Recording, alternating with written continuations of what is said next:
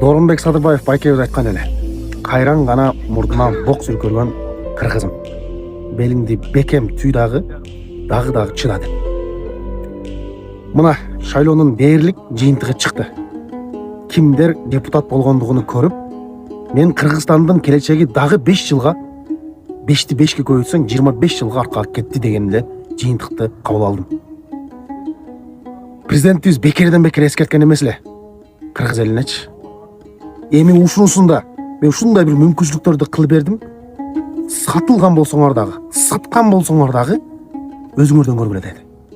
Өзүңөр шайлагансыңар, өзүңөрдүн депутаттарды 5 жыл бою көрөсүңөр деди.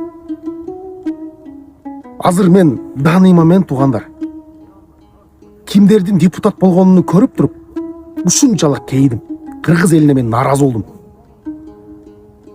Ушунчалык кыргыз элинин тагдыры барыйыр болуп калдыбы сиздерге? Кыргызстандын тагдыры барыйыр болуп калдыбы сиздерге? Ушунчалык мына 1000 сом, 2000 сом, 3000 сом силер билесиңерби? Сойкудан дагы төмөн акыбалда экенсиңер. Сойкулар $100, $200 өзүнүн денесин сатат. А сен болсоң бүтүндөй кыргыз элинин өзүңдүн келечегиңди, балдарыңдын келечегини 3000 сомго, 2000 сомго, 500 сомго сатып жибердиң. Эми бул жагына мамлекетке, элге нааразы болбой, кыта турган нерсеңерди кысып, нормально жашагыла эми. Нааразы боло бербей. Өзүңөр шайладыңар, өзүңөр көргүлө эми мунун баарын. Мен кытуу сүйлөсөм кечирим сурайм, урматтуу кыргыз элим. Болгону эң кейген нерсем кайдагы бир кыргыз элине күйбөгөн адамдар депутаттыкка өтүп кетиптир. Албетте, жакшы иштегени бар, жаман иштегендери да бар. Бирок билип коюңуздар. Жакшы иштегендерди, жаман иштегендер жаманатты кылат. Кайран гана мурдуңа бок сүйкөлгөн кыргыздар дагы тарткылыгың алды экен. Белиңди бекем байлап туруп чыдагын. Өзүңдүн зөөкүр уулдарыңа, өзүңдүн зөөкүр кыздарыңа. Рахмат. Бүгүнкү шайлоо өнөктүгүндө саат 16:00 карата добуш бергендердин саны миллиондон ашты. Бул көрсөткүч жалпы шайлоочулардын 25%-ын түзөт. Мындан сырткары бул аралыкта Ички иштер министрлигине 27 маалымат түштү. Бирок одоно мыйзам бузуулар катталган эмес, ал эми алардын көбү үгүт иштеринин эрежелерин бузуу деген жүйөлөр менен катталган. Андан сырткары борбордогу шайлоонун жүрүшүнөн кийинки материалда сөз болот. Бүгүнкү шайлоо өнөктүгүнүн жүрүшүндө саат 16:00 карата Ички иштер министрлигине 27 маалымат келип түшкөн. Бирок алар одоно мыйзам бузуулардын катарына кирбейт. Алардын басымдуу бөлүгү үгүт иштеринин эрежелерин бузуу деген жүйөлөр менен катталган. Ал эми шайлоо процесси өлкө ичинде жана чет мамлекеттерде уюштурулган тилкелерди тынч жана уюшкандыкта жүрүп жаткандыгын укук коргоо органдары тарабынан белгиленди.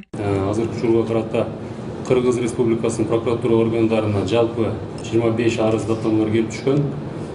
Анын ичинен караштыруу боюнча Кыргыз Республикасынын ички иштер органдарына 11 арыз жана Кыргыз Республикасынын долбоор шайлоо комиссиясына 6 арыз жиберилген. Ошондой эле аталган 25 арыздын ичинен 2 арыз Кыргыз Республикасынын прокуратура органдарынын маалыматтарын электрондук журналына каттоого алынып, тергөө чейинки текшерүү иштеринин жыйынтыгы менен Кыргыз Республикасынын кылмыш жаза процессуалдык кодексинин алкагында кылмыш козгоодон баш тартуу жөнүндө чечимдер кабыл алынган. Ал эми бир арыз башка арызга бириктирилүү менен каралып, 5 арыз боюнча тиешелүү тактамалар түзүлгөн. Кыргыз Республикасынын прокуратура органдары тарабынан мамлекеттик жана муниципал кызматкерлердин шайлоо процесстериндеги үгүт иштерине аралашкан фактыларына дагы өзгөчө көңүл бурулууда. Бул багытта социалдык тармактарга тынымсыз мониторингдер жүргүзүлгөн.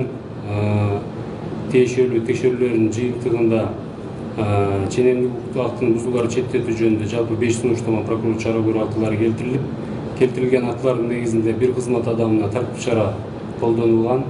3 кызмат адамы өздөрүнүн кызмат орундарынан бошотулушкан. Ал эми бир сунуштама бүгүнкү күндө кароо стадиясында турат. Ал эми жогорку кеңештин депутаттарын шайлоодо саат 16:00 карата 1,73,444 жаран добуш берген. Бул көрсөткүч жалпы шайлоочулардын 25%-ын түзөт. Ал борбордук шайлоо комиссиясынын төрагасы Тынчтык Шайназаров тарабынан белгиленди. Жалпысынан аталган саатка 1,73,444 шайлоочу катышты. Бул көрсөткүч 25%-ды түзөт. Бүт 30 шайлоо округу боюнча токтолбостон мен лидерлерди атап кетсем, бул 30% көрсөткүчтөн жогорку округдар, бул 1-чи, 10-чу, 13 жана 30-чу шайлоо округдары. Бул жерде биздин шайлоочулардын катышуусу 30%дан өстү. Жогору болду 30%дан. Ошол эле учурда бул жолку шайлоо өнөктүгү 2021-жылга салыштырмалуу жыйынтыкталбай туруп эле 200 миңден ашык шайлоочу катышкан. Дегени менен 20%дан төмөн болуп жаткан округдар да бар. Борбор калаага караштуу бир катар тилкелерде катышуу көрсөткүчтөрү солгун экендиги айтылды. Бул 20%дан төмөн, бул Аламүдүн округу, ошондой эле Бишкек шаарындагы Ленин, Октябрь, 1-Май жана Свердлов округдарында катышуу төмөн. Эгерде 21-жылдагы Жогорку Кеңештин депутаттарынын шайлоосундагы көрсөткүчтөргө токтолуп салыштырып кетсек, дагы бир кайталап коеюн, саат 16:00 карата 1.073.444 шайлоочу келип катышты. Бул 25%ды түзөт. Ал эми 2021-жылы саат 16:00 карата бул көрсөткүч 813.176 түзгөн, же болбосо 22,47%. Белгилей кетсек, Жогорку Кеңештин депутаттарын мөөнөтүнөн мурда шайлоодо 30 көп мандаттуу округ боюнча 460 кандидат атсалышууда. Алардын 271 эркек, 189 аял талапкерлер. Добуш берүү кечки саат 20:00 чейин уланат. Нурзат Көчүмкулова, Майрамбек Абдибилал уулу, регион, Бишкек. Саат 20:00 карата Жогорку Кеңештин депутаттарын мөөнөтүнөн мурда шайлоо аяктады. Муну менен өлкө аймагы боюнча шайлоо тилкелери жабылды. Бул тууралуу БШК төрагасы Тынчтык Шайназаров брифингде билдирди. Анын айтымында учурда автоматташтырылган эсептөө урналарына шайлоонун алдын ала жыйынтыктары боюнча маалыматтар келип түшүүдө. Ал эми саат 19:00 карата 1.473.264 адам добуш берди. Бул көрсөткүч жалпы шайлоочулардын 34,31%-ын түзөт. Кыргызстанда 4 миллиондон ашуун кишинин добуш берүү укугу бар. 30 ноябрь күнү өлкөдөгү тергөө абактарында отурган 500дөн ашуун шектүү жана 150 кызматкер Жогорку Кеңештин депутаттарын шайлоодо добуш берүүгө катышты. Бул тууралуу мамлекеттик жаза аткаруу кызматы кабарлады. Маалыматка ылайык бардык тергөө абактарында аралыктан добуш берүүчү шайлоо тилкелери уюштурулуп, ар бир шайлоочунун катталган участогу боюнча добуш берүүсүнө шарт түзүлгөн. Добуш берүүнүн мыйзамдуулугун жана акыйкаттыгын камсыздоо үчүн жараянга прокуратуранын акыйкатчынын өкүлдөрү байкоо салууда. Добуш сатып алууга аракеттенген 3 талапкер шайлоодон четтетилди. Бул тууралуу БШКнын мүчөсү Алтынбек Кубатбеков билдирди. Анын айтымында ыкчам аракеттенүүчү координациялык топтун мүчөлөрү ар бир округда толук кандуу иш алып барууда. Акыркы сааттарда ар кандай даражадагы 220 маалымат келип түштү.